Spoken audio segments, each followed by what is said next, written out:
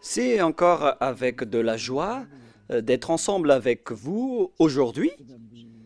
Nous sommes arrivés au moment d'être ensemble dans cet enseignement qui porte le numéro 14.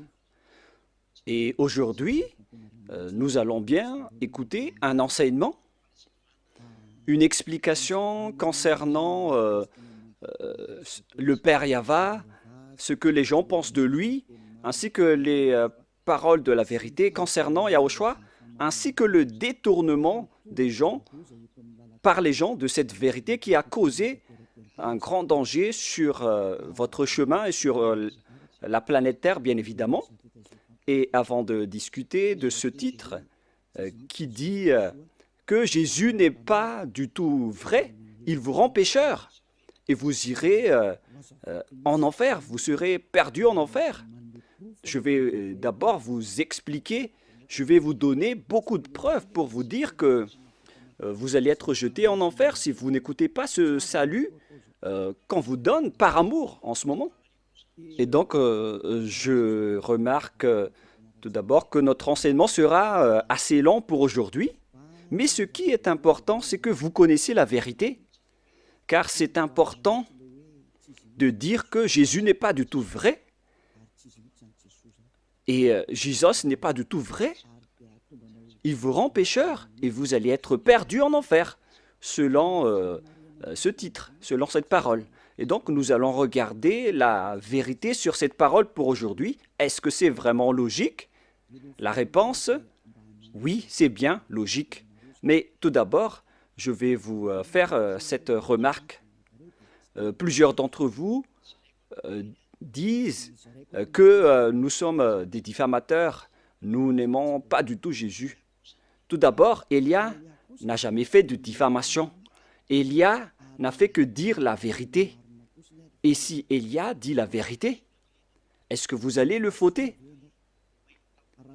Si, par exemple, je vois une personne qui est en train de mourir et qui va être jetée en enfer, et j'ai les preuves pour vous le dire dans la vérité, et que c'est la vérité, et moi je vous dis que voilà la preuve que vous irez en enfer, et vous suivez les faux dieux.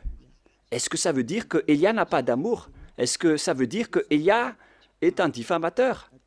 Est-ce que ça veut dire que Élia aime critiquer les gens? Même vous, vous connaissez bien que si quelqu'un est entre le danger de mort, vous allez sûrement hurler pour lui dire de revenir, car il risque la mort. C'est une réaction normale pour un humain. Et c'est une réaction normale pour Élia qui est en train de voir un esprit en train d'être jeté en enfer. Et c'est pourquoi Élia vous appelle. Je suis en train de vous voir en train d'être perdu, alors je vous appelle pour revenir. Car en vérité, c'est le diable qui détourne la vérité. Il cherche les moyens pour que vous n'écoutez pas la vérité. Et s'il trouve le moindre point pour rendre en colère les gens, il en profite pour vous rendre en colère. Voilà le plan du diable. Moi, je vous conseille d'écouter cette vérité. Au cas où ce sera la dernière heure de discussion entre nous. Et après, vous allez regretter, sinon. Aujourd'hui, l'enseignement va être assez lent. Alors écoutez bien, car je vais expliquer en détail les choses importantes pour que vous ne soyez plus trompés par ces faux dieux. Alors ne vous laissez plus être trompés. Ça suffit maintenant, ces 2000 ans où on vous a fait jeter en enfer. Ça suffit maintenant. Nous allons donc maintenant entrer dans l'introduction concernant le fait de détester, de diffamer Jésus. D'ailleurs, Jésus, il est déjà mauvais car il jette les gens en enfer. Moi, je dis le danger qu'il vous a fait subir, ainsi que les tromperies que Jésus vous a fait. Nous allons commencer depuis le début. D'abord, vous allez écrire 1 dans votre prise de notes d'enseignement. En fait, Jésus vous a rendu pécheur jusqu'à aujourd'hui et auparavant jusqu'à maintenant. Voilà la question pour vous. quiconque suit Jésus, moi je suis déjà allé en Inde, en Afrique, à Togo et aux Comores. Voilà les pays que Elia a déjà visités. J'ai déjà également visité l'Éthiopie. Voilà donc les régions euh, euh, que j'ai visitées et j'ai déjà discuté avec les habitants de ces pays. Mais chacun de ces pays, dans chacun de ces pays, que ce soit les musulmans ou les faux chrétiens, ils disent toujours qu'ils sont pécheurs, surtout ceux qui disent chrétiens, alors que ce sont des faux chrétiens. D'ailleurs, le nom chrétien n'est plus correct car le faux Dieu l'a déjà pris. Donc, le nom a déjà changé car ce terme porte déjà le nom du faux Dieu, donc ce n'est plus correct en parlant du Christ qui est le Messie. Alors, les suiveurs de Jésus ont tous déclaré être pécheurs. Et d'ailleurs, le siège des catholiques romaines, vous le connaissez déjà que c'est au Vatican. Pour les protestants, c'est en Angleterre. Maintenant, c'est devenu en Amérique, car l'Amérique, c'est un grand pays. Et tous ces pays déclarent, après discussion avec eux, on leur a dit qu'ils sont avec le faux Dieu. Il faut revenir vers l'original, mais les Américains ainsi que leurs troupes, ils exigent toujours que ceux qui suivent Jésus sont toujours pécheurs. Et l'ôtement du péché n'est pas du tout possible pour eux, car sur terre, on doit trébucher, et sous le ciel, on doit être trempé. Donc, tous les propos des habitants sur cette planète Terre, ils déclarent tous que tout le monde est pécheur. Alors que selon la Sainte Écriture, Dieu n'écoute pas les pécheurs. C'est dans Ésaïe 59, 1, 2. Nous allons le lire ensemble. Ésaïe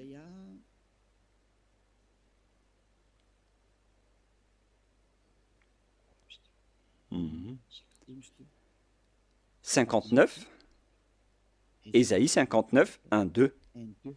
Voilà. Ésaïe 59, 1 et 2. Vous pouvez suivre à travers l'écran.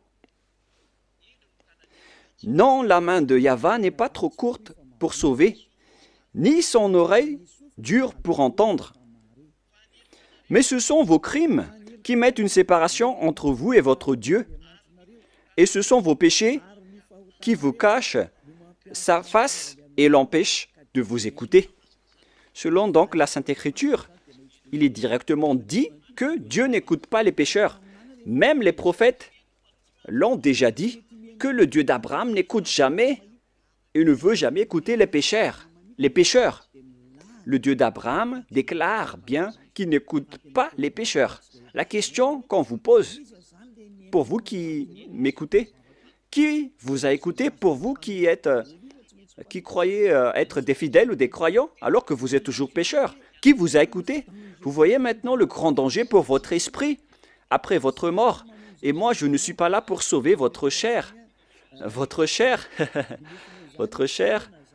il n'y a pas de problème avec lui car après la mort, elle va redevenir poussière. Mais si Élia vous parle, c'est pour sauver votre esprit, pour être en vie éternellement. Et si vous voulez sauver quelque chose, ne sauvez jamais votre chair qui va redevenir poussière, sans solution, car elle est déjà condamnée à mort. Si vous voulez sauver quelque chose, il faut sauver celui qui peut vivre éternellement, c'est-à-dire votre esprit. Alors sauvez votre esprit.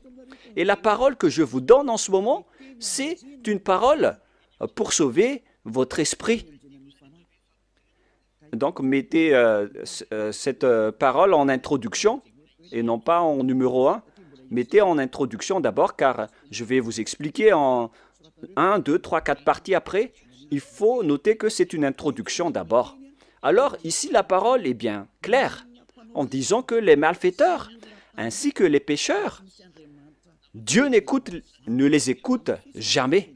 Cette parole est confirmée dans le prochain livre, dans 1 Jean.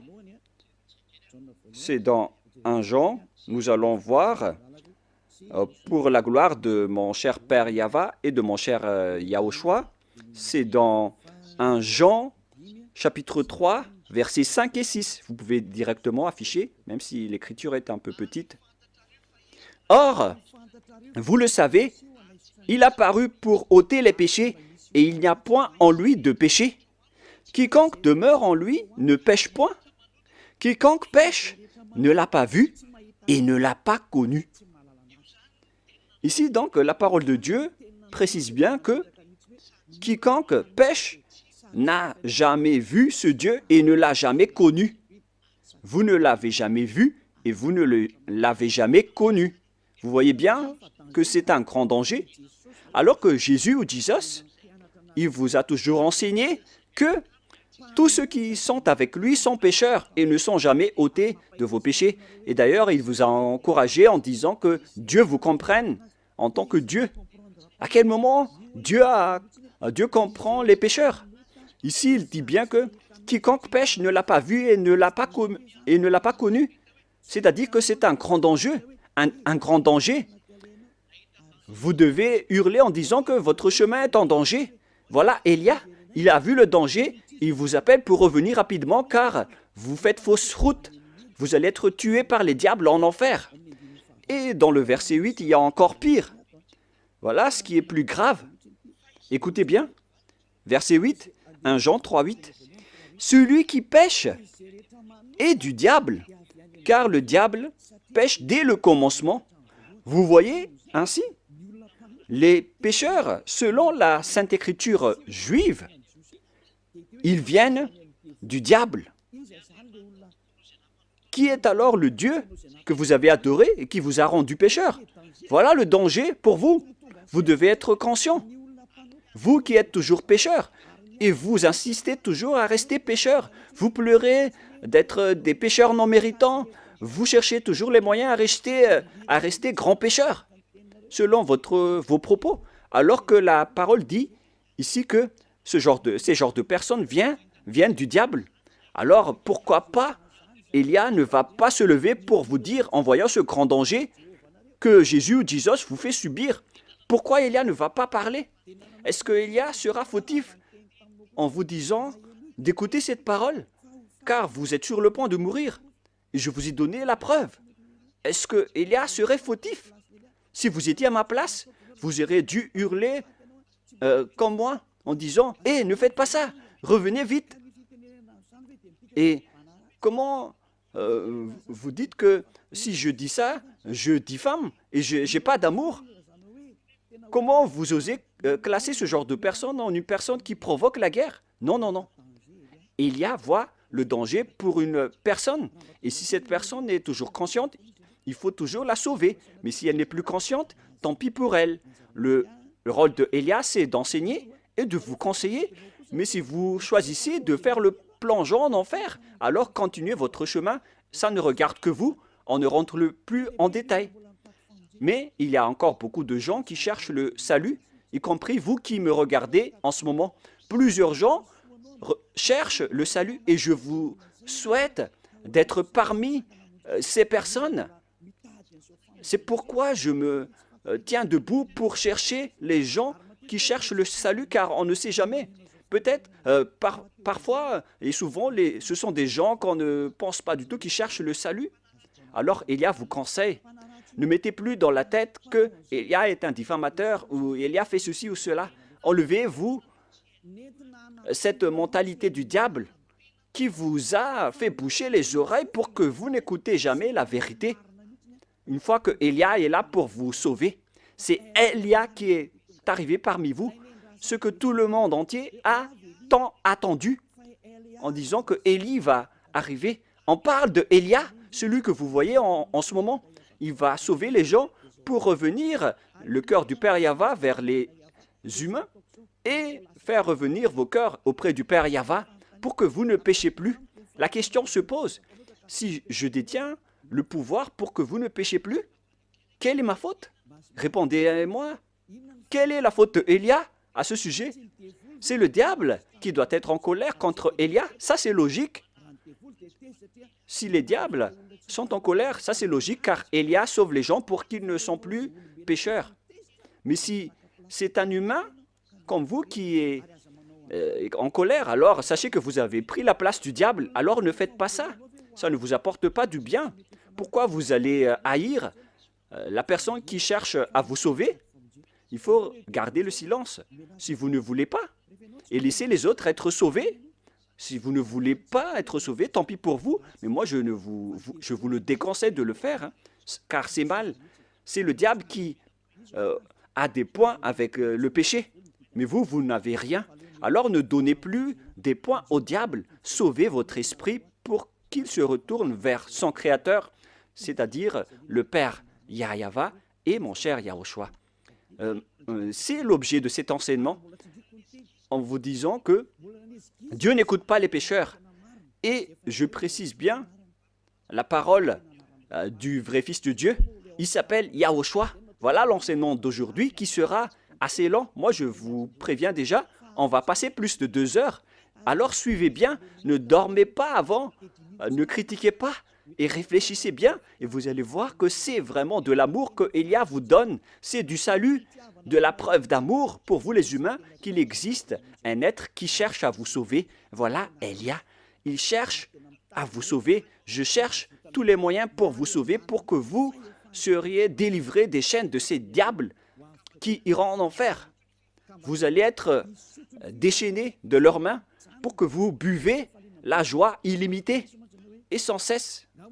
Et si vous allez dire, mais on est déjà en joie, oui, vous avez de la joie. Mais vous connaissez toujours que ce n'est pas la vraie joie que vous avez.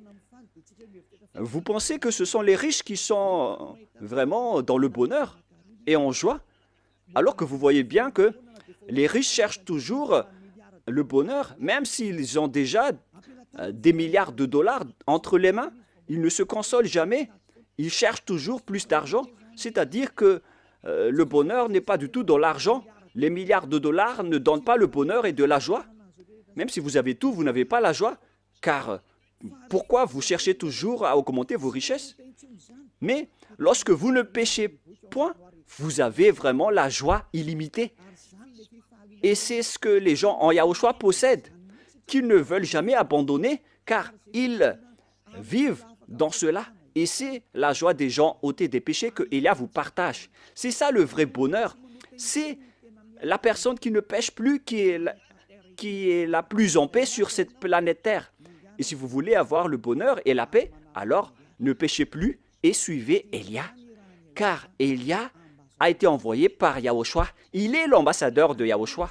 Nous allons donc voir la parole du vrai Créateur, le Fils du vrai Créateur, Yahweh.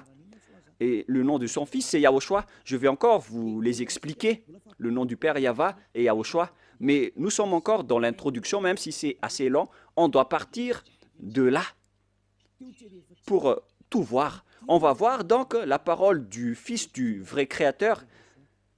Et le nom de son Fils, c'est Yahushua. C'est dans Jean chapitre 5,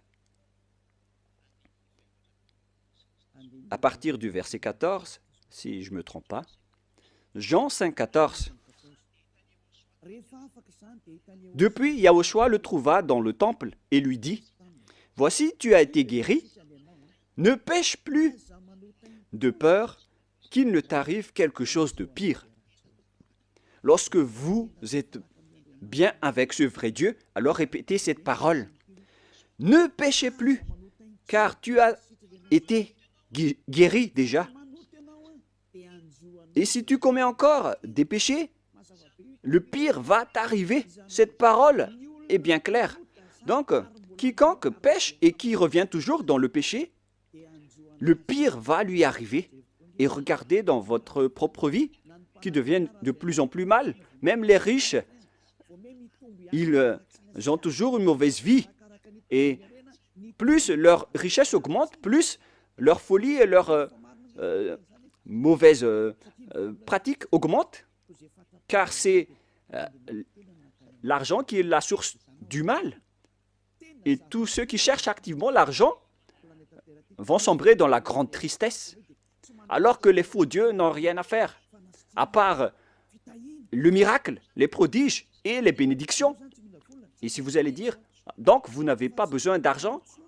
Non, je n'ai pas dit ça, mais il ne faut plus avoir ce genre de mentalité. Ce Dieu a dit qu'il faut que vous vous consolez de ce que vous avez entre les mains.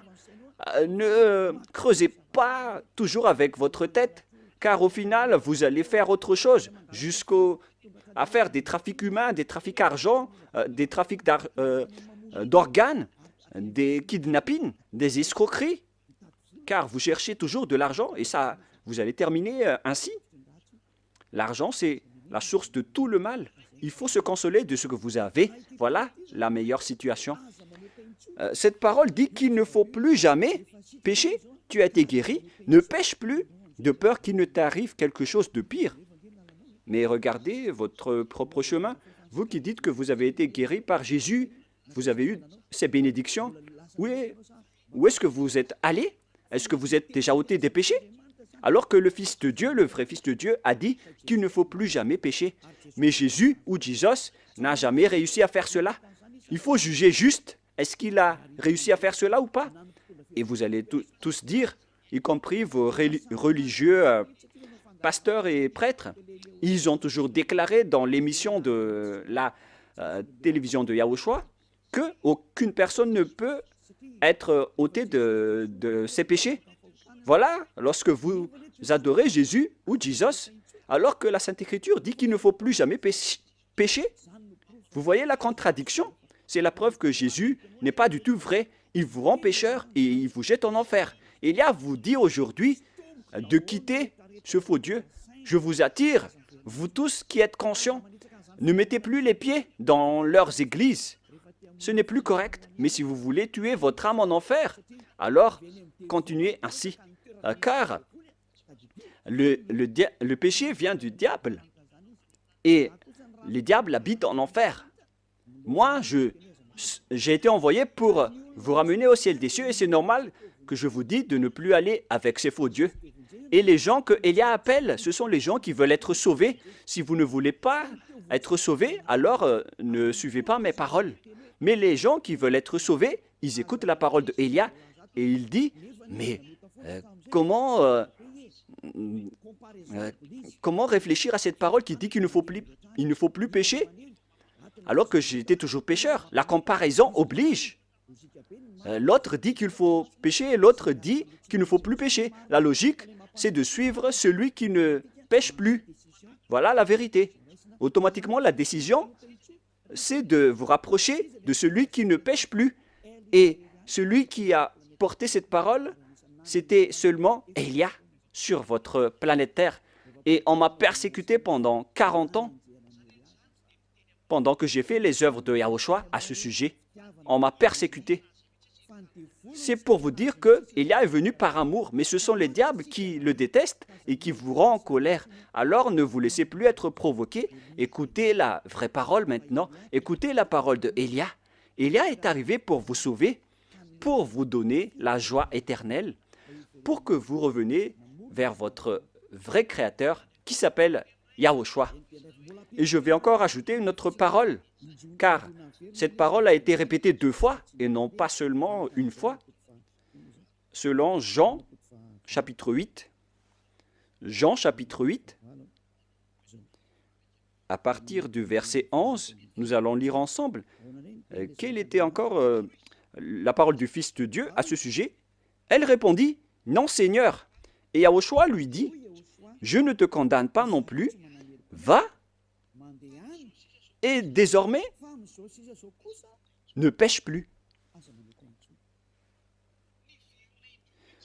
Cette parole est revenue 2 fois en disant « Ne pêche plus ».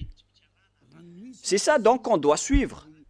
Et Élia possède cette qualité ainsi que tous ceux qui suivent Élia. Il ne pêche plus. C'est vraiment une chose qu'on désire. Hein. Ce sont les diables qui détestent cela. Alors que c'est une bonne chose pour tout humain. Et Élia appelle les humains. Car vous cherchez ça en allant à l'église. À quoi bon d'aller à l'église? Votre objectif d'aller là-bas, c'est de ne plus commettre de péché. Mais puisque en allant là-bas, vous avez cherché des miracles et des prodiges, alors c'est normal que vous n'avez pas vu la vérité, car l'endroit que vous fréquentez, c'est avec Jésus et Jésus.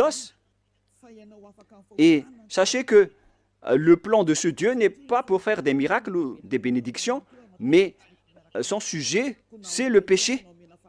Mais alors, si vous avez le miracle, si vous êtes guéri, si vous restez toujours pécheur, alors ça ne sert à rien.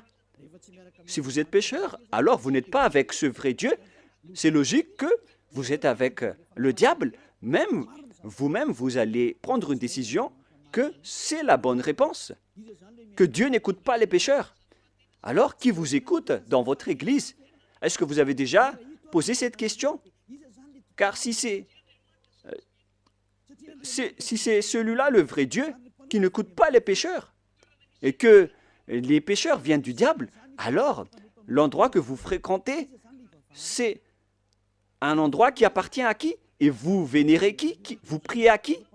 Le schéma est très grave. Ce n'est pas de la diffamation. Si vous réfléchissez bien, vous allez déduire que la parole de Élia est vraie. Vous devriez même remercier Élia, car Élia est venu pour vous sauver. Et mes paroles ôtent les péchés que les autres religions n'ont pas réussi à faire jusqu'à maintenant.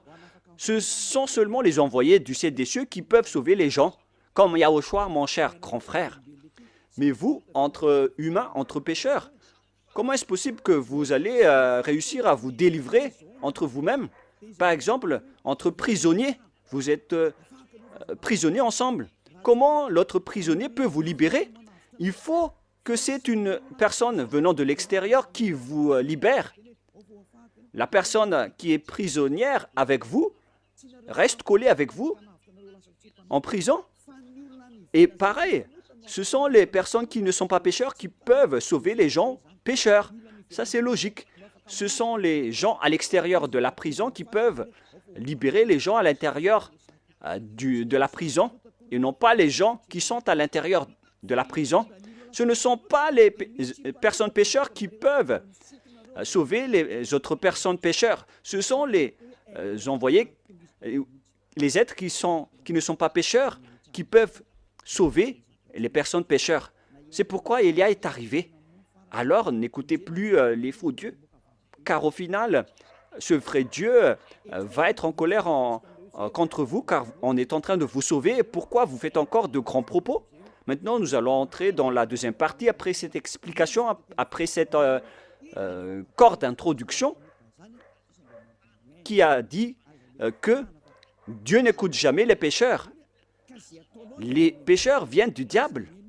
Et tout ce que vous faites en tant que pécheur vient du diable. Alors n'écoutez plus ces derniers, écoutez vraiment le vrai Dieu. Maintenant, nous allons expliquer le sujet concernant le Dieu Père que vous avez changé en Jéhovah ou Yahou pour certains. Mais c'est quoi ce pire danger que vous avez fait? Pourquoi Élia vous parle de ce grand danger?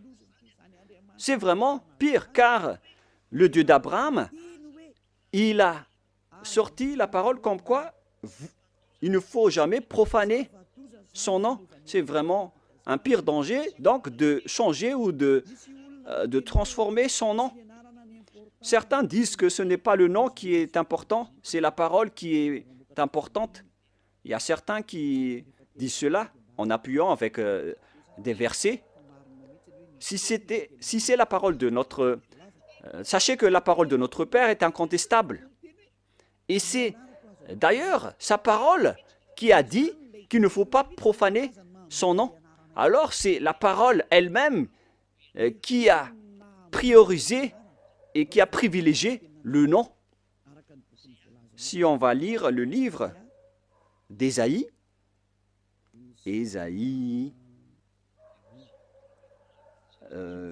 c'est dans le chapitre 48, 11, si je ne me trompe pas. Ah, où elle est passée? Voilà. Ésaïe 48, 11. Voilà la parole.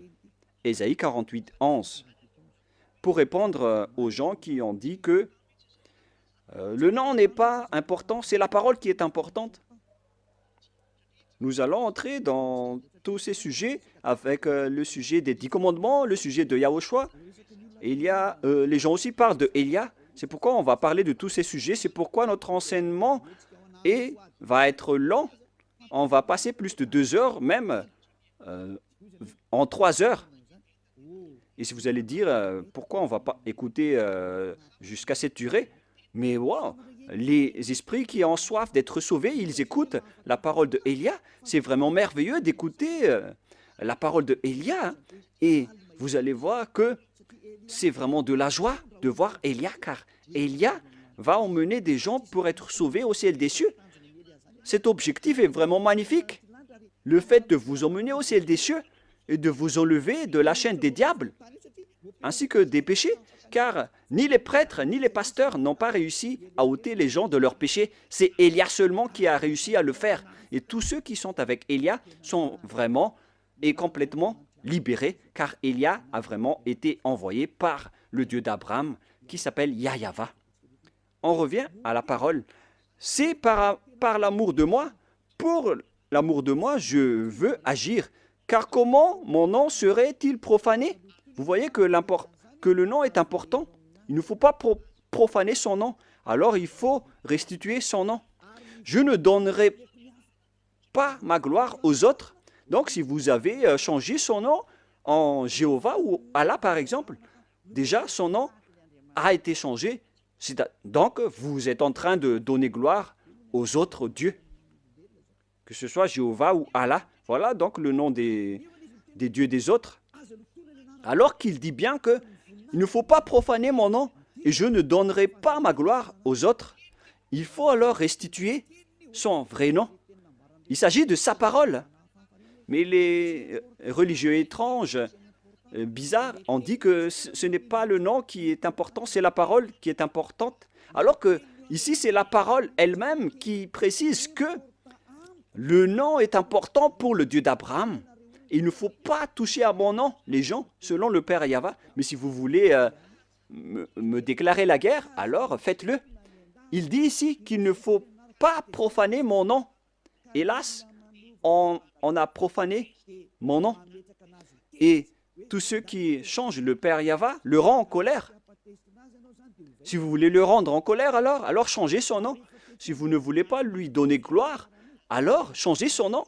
Et il va être en guerre contre vous, car déjà, Élia vous enseigne déjà la vérité. La loi que nous voyons ici est claire. Il ne faut jamais changer son nom. Dieu est vraiment exigeant avec son nom. Il ne faut pas profaner son nom. Lorsque vous changez son nom, c'est-à-dire qu'en même temps, vous profanez son nom en changeant en nom d'autres dieux et vous donnez sa gloire aux autres. Au lieu d'appeler Yahweh, vous avez appelé Jéhovah ou Allah. Ce n'est pas du tout correct. Je vais vous donner la preuve. Pour vous qui dites que, pourquoi vous dites que notre Dieu est faux? Qui est le vrai Dieu selon vous? Vous devez lire dans votre Bible, dans la préambule, dans la Bible catholique romaine, dans la préambule, dans l'introduction, il est écrit que la Bible, l'Ancien Testament ainsi que le Nouveau Testament a été traduit depuis la langue hébreu ancienne ou moderne. C'est-à-dire que si vous voulez regarder la Sainte Écriture, il faut regarder à travers dans la langue ancienne hébreu ou juif. Donc, puisque la langue hébreu appartient aux juifs, alors il ne faut pas que ce sont les Français qui maîtrisent le malgache plus que les malgaches, en disant que les meilleurs en malgache, ce sont les Français, ou les meilleurs en français, ce sont les Anglais. Ce n'est pas logique. Il faut que ce sont les propriétaires de la langue qui prouvent quel est le nom de leur Dieu. C'est pourquoi on doit regarder le Sefer Torah. Et le Dieu d'Abraham, c'est le Dieu d'Abraham, est donc le Dieu d'Hébreu, car Abraham est un Hébreu. Nous allons d'ailleurs rechercher ce verset. Voilà. C'est dans Genèse 14, 13. Vous pouvez directement afficher. Genèse 14, 13. Un fuyard vint l'annoncer. Genèse 14, 13. Un fuyard vient l'annoncer à Abraham, l'Hébreu, celui qui habitait parmi la chaîne de Mamré, l'Amorin, frère d'Escol et frère d'Aner. On voit bien ici que Abraham est hébreu. Donc, si vous voulez voir le nom du Dieu d'Abraham, il faut donc revenir vers la langue hébreu ou la langue juive. C'est vraiment logique, après cette parole, de sortir et de lire le livre hébreu, le livre juif, qu'on appelle le Sefer Torah. Le Sefer Torah, ce sont les livres écrits par les sophères, c'est-à-dire les écrivains. Les séphers, ce sont les écrivains de la Torah. C'est pourquoi on appelle le livre Sefer Torah. Le Sefer Torah parle donc, dans la langue juive, le nom de ce Dieu. Et Élia possède le Sefer Torah. Et le Sefer Torah de ces Juifs a été fait par succession d'héritage. Et au final, ils ont été écrits par les scribes à l'époque de Néhémia, d'Esther. Et au final, on a vu aussi l'époque des Maccabées. Ce sont tous des écrivains qui se sont succédés. Et on appelle ces écrivains les Massorètes ou bien les Massoras. Ce sont donc les porte-paroles, des porte-paroles qui ont écrit les livres après les anciens livres qui ont été détruits. Donc, parmi les Juifs, il y a des intellectuels qu'on appelle les Massoras ou les Massorètes. Dans le Sefer Torah, dont ils ont écrit le Sefer Torah, et le plus ancien se trouve vers moins 200 avant l'an 0, alors que la parole qui a été écrite en moins 200 existait déjà vers moins 1000 ou moins 2000, c'est-à-dire à l'époque d'Abraham. Je vais vous montrer toutes les paroles à ce sujet en langue hébreu. Donc, si on veut regarder le nom, alors on ne doit pas le regarder en Angleterre ou en Amérique. D'ailleurs, les chercheurs mondiaux, les chercheurs dans ce monde ont déjà trouvé l'appellation de ce Dieu jusqu'à aujourd'hui, et tout le monde connaît que l'appellation du nom de ce Dieu vient de Yod, He, Vav, He, ou bien ce que, selon les gens, YH, WH, et je rectifie directement, le bon terme c'est YHVH et non pas YHWH. Nous allons d'abord, je vais d'abord vous enseigner, après nous allons enseigner le livre hébreu. Nous allons donc, je vais d'abord vous enseigner d'abord. Tout le monde connaît ces lettres avec Yod, He, Vav, He. On parle du tétragramme selon les intellectuels, les docteurs et les professeurs. Mais ce qui est étonnant, c'est qu'il ne sait rien le lire. Où sont passés les doctorats et les professorats des théologiens? Sachez que les pécheurs n'ont pas été autorisés de connaître la vérité, car les pécheurs n'ont jamais vu et n'ont jamais connu ce vrai Dieu. C'est logique, donc ils ne connaissent rien. Ils doivent attendre Élia pour enseigner. C'est pourquoi on entre dans l'enseignement. Comment on lit ceci? Voilà le Yod. Les Juifs lisent de droite à gauche. Voilà donc le Yod. Voilà le He, selon eux. He ou H. Et celui-là, c'est un V, selon eux. V. Vav, selon eux. Vav. C'est-à-dire V-A-V.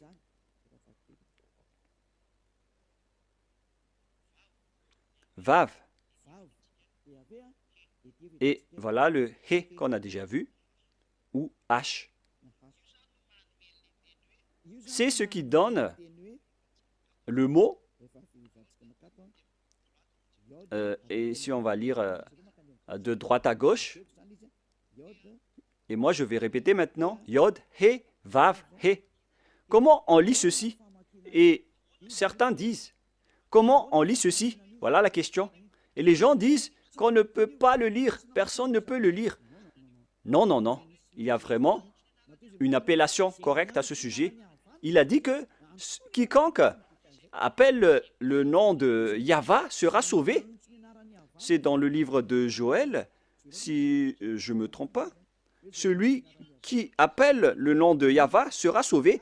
Alors il faut appeler ce nom. C'est ce que ça veut dire. Nous allons voir cette parole. Car moi, je vous donne toujours les preuves. Nous allons devoir rechercher un peu.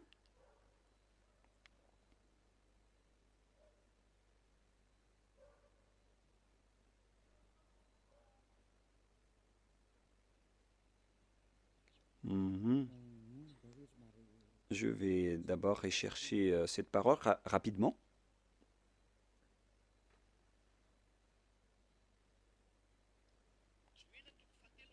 Joël chapitre 2, verset 32.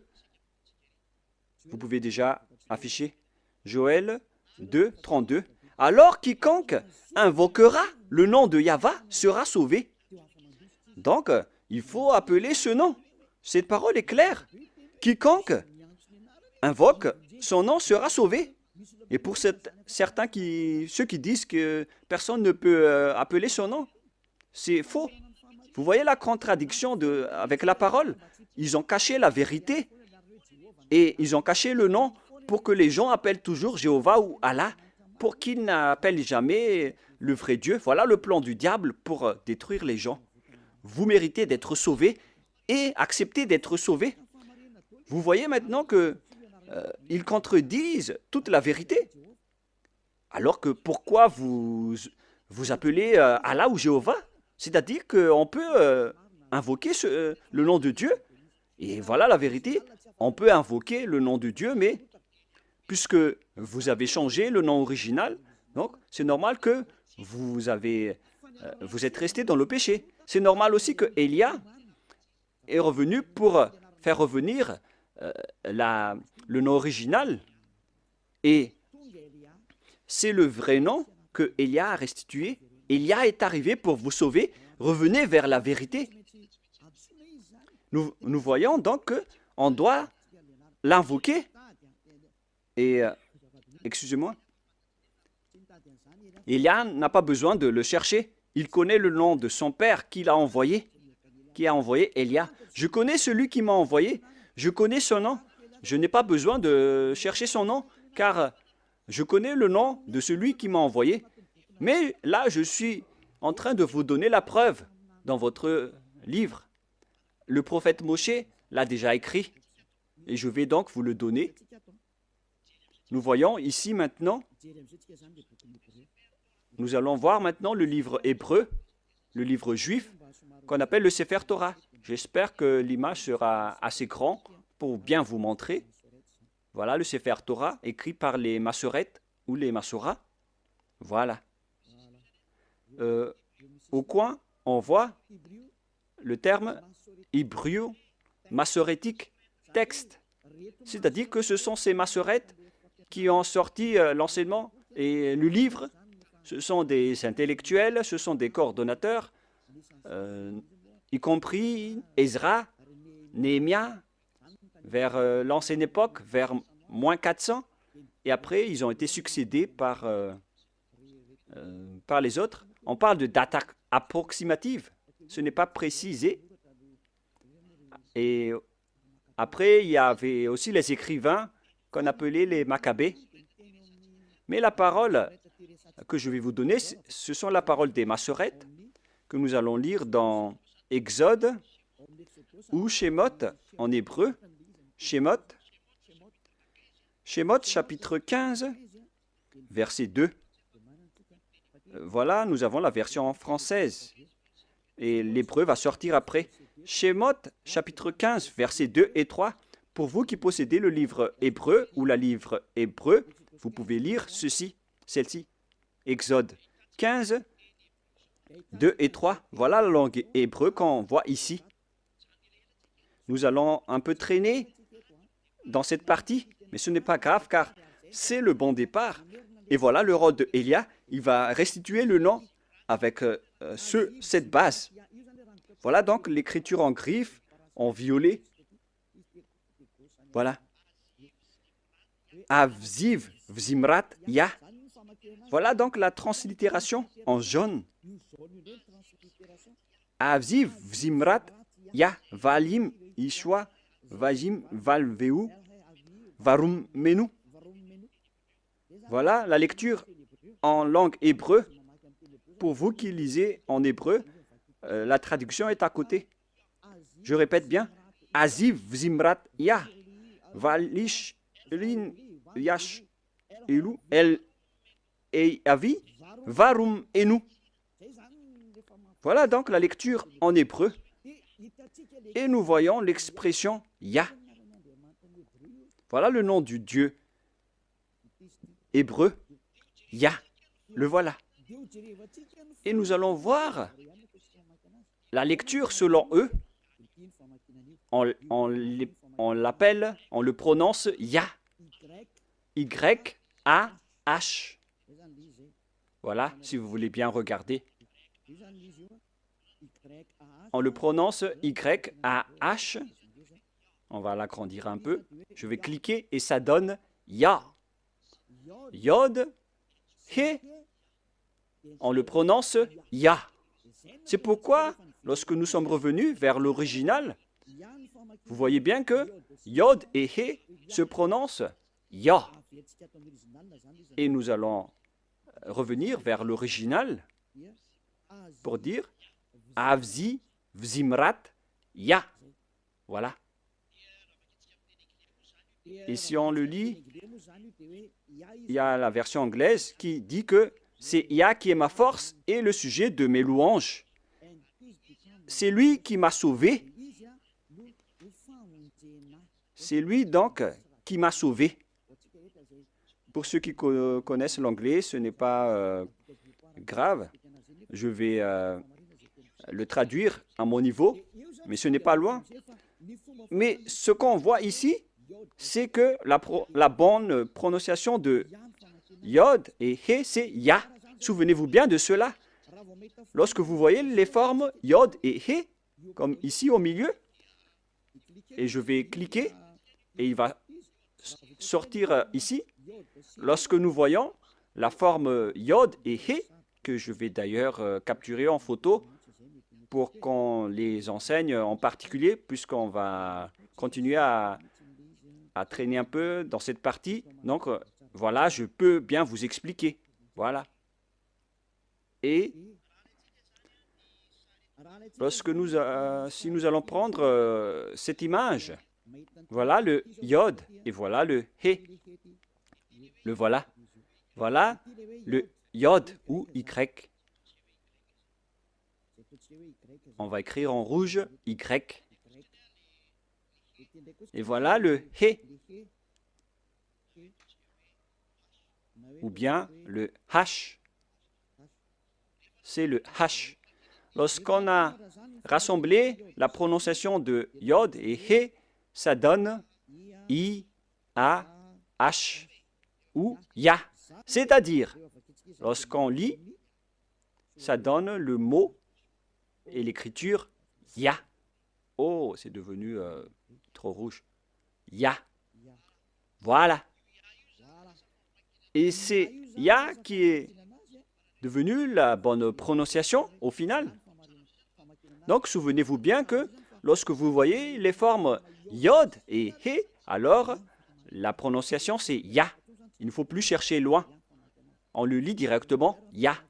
Et comment on lit maintenant le Yod, He, Vav, He? Comment on prononce ce mot? On va le faire petit à petit. Nous allons entrer maintenant dans la leçon suivante. Yod. Où elle est passée déjà? On doit regarder à la fin. Voilà. Nous allons revenir un peu avec la parole. Ah, ça a un peu bugué. Nous allons entrer dans la troisième partie pour voir le nom du vrai Dieu. Il a dit, Yah est ma force et le sujet de mes louanges. Et dans le livre des psaumes, on dit Alléluia. Pour donner gloire au Père Yahva, on dit Alléluia. C'est-à-dire gloire au Père Yahva. Il n'a jamais dit que c'est Alléluia. Vous voyez vraiment la grosse erreur des humains. Ça a été transformé en Alléluia, alors que dans votre Bible, c'est Alléluia. Et le nom du Père Yahva, son vrai nom, c'est Yahva. Donc, on va lire l'autre nom, car on a déjà vu Yah. Vous voyez donc, à travers cette remarque, avec le Alléluia, que son nom, c'est vraiment Yah. Voilà donc, en troisième partie, on parle ici de Yahva Shmo. Je vous le dis directement, mais ici, vous voyez d'abord Yod, He. Voilà. Et même les sens ont tous été changés. C'est pourquoi on est là pour les rétablir à la normale. Après les fausses translittérations, ils ont créé le nom de Jéhovah ou Yehovah, alors que ça n'existe pas du tout, cette prononciation. Alors, quelle est la bonne translittération? Voilà donc les mauvaises translittérations à cause des changements des humains. Ils ont changé carrément. Alors, on voit dans le verset 3, la lecture juive, c'est Yahva. La lecture de Yod He Vav He, que je vais prendre en photo également pour vous lire, c'est vraiment facile. Hein? Une fois que vous avez connu cet enseignement, vous allez être ôté de vos péchés et vous ne péchez plus jamais. C'est le rôle de Elia de vous restituer la vérité pour que vous la connaissez.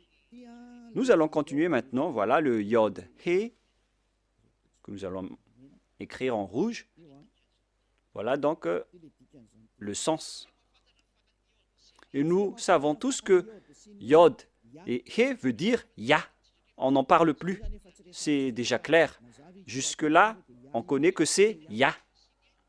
Et qu'en est-il du Vav et de He? Vav ou W, A et H. Yahva. Comment on prononce ce W? Car il y a des gens fous qui ont créé Yahvé et certains ont aussi créé Jéhovah ou bien Yahou. Quelle est la bonne prononciation selon les Juifs de ce W? On pose la question à ce W, quelle est ta bonne prononciation? Car tous les humains sont en réflexion à ce sujet. Elia ne réfléchit plus à ce sujet car j'ai déjà connu ce nom depuis chez nous. C'est pourquoi mon nom, Ziadia Elia. Ce nom ne vient pas de chez vous, ça n'existe pas chez vous. C'est un nom qui vient de chez nous. Ziadia Elia. Et nous vous enseignons le nom de celui qui nous a envoyé, le Dieu Père qui est assis sur sa grande trône, la grande lumière qui nous a envoyé, notamment Elia qui est arrivé parmi vous, qui vous dit la vérité et qui vous restitue la vérité qui est écrite dans votre livre. Voilà ce qui est écrit, mais que vous avez changé en autre chose. Il est bien précisé que la parole dit que c'est Yahva Shmo. Comment on lit vraiment le W en hébreu? Car on a déjà vu Yah, on a déjà vu Va. Est-ce que c'est Wa, la prononciation, comme avec les Anglais, ou est-ce qu'on le prononce Va? Et moi, je vous donne déjà la réponse que la bonne prononciation, c'est Va. Là, c'est clair. Nous allons enchaîner avec cette prochaine leçon. Pourquoi Elia exige que le nom doit être Yahva? C'est vraiment son appellation. au ciel des cieux. Et c'est pourquoi les gens sont ôtés des péchés après avoir invoqué le nom de Yahva.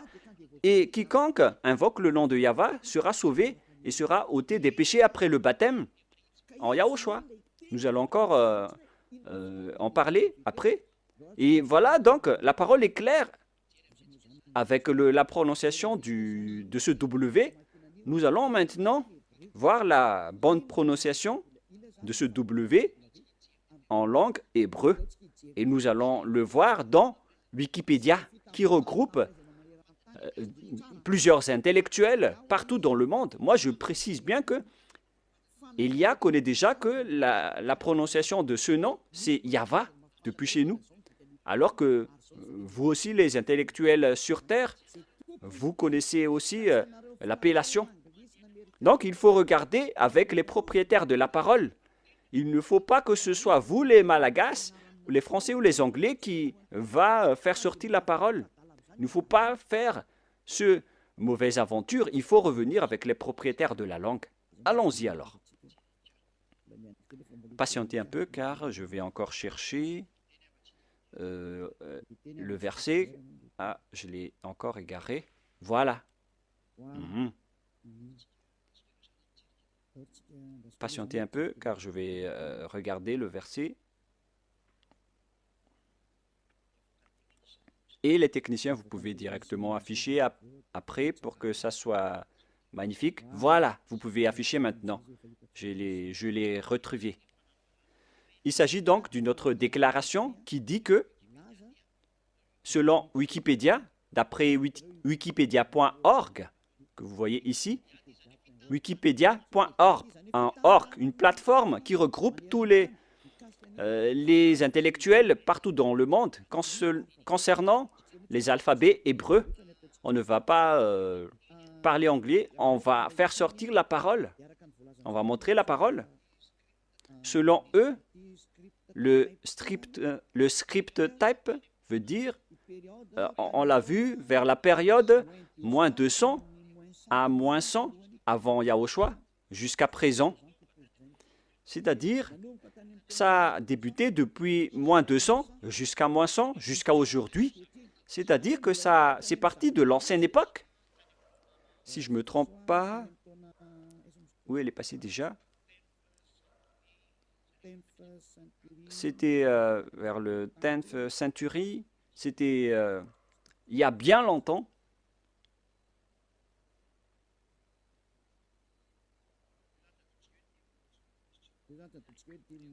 On va partir de ce second, c'est-à-dire vers moins 200, moins 100, moins 170, moins 150, jusqu'à 50 first century avant Yahushua. Jusqu'à maintenant, jusqu'à aujourd'hui. Quelle est alors la lecture hébreu de la lettre W? Car c'est W qui est écrit là, alors que ce n'est pas un W, c'est V. Est-ce que c'est clair pour ceux qui écoutent? Nous allons lire la translittération ici en bas pour ne pas perdre notre temps. Alphabet, prononciation. Et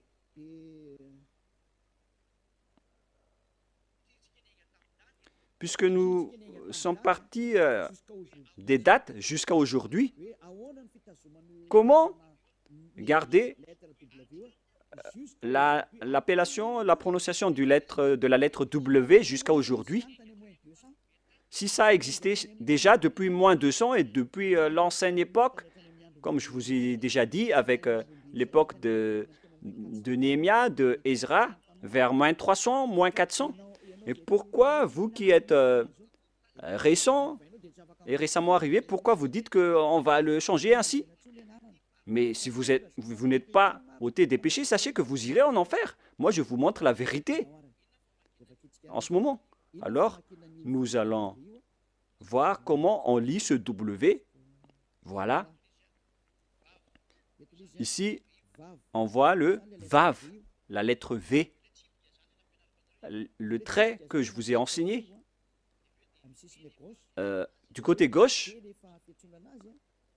on le prononce V.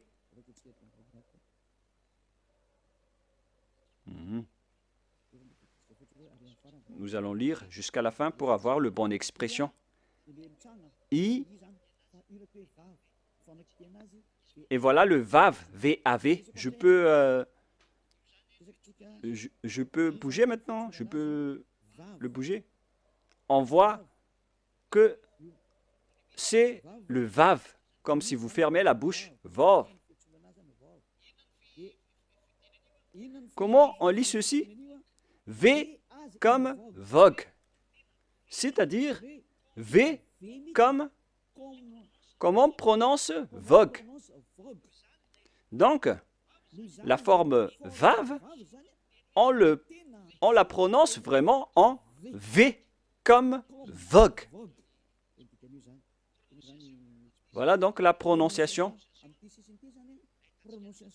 Dans ce coin, on voit les prononciations.